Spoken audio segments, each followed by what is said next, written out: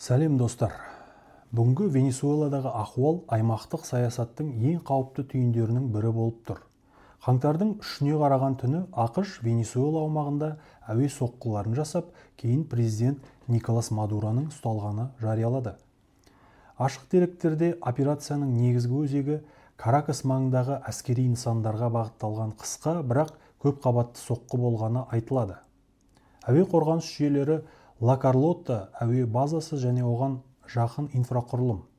Оқиғалар Каракас пен оған іргелес өңірлерде, соның ішінде Миранда, Арагуа және Ла Гуайра бағыттарында да тіркелген.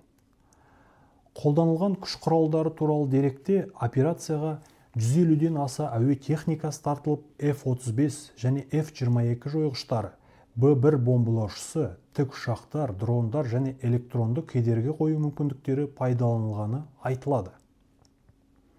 Маңызды нюанс: Венесуэланы толық басып алу туралы расталған факт жоқ.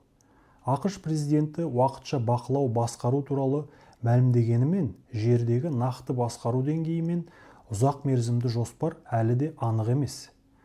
Алдағы күндерде басты тәуекелдер билік вакуумы, күш құрылымдарының реакциясы, гуманитарлық тұрақтылық және халықаралық құқықтық легитимділік мәселесі.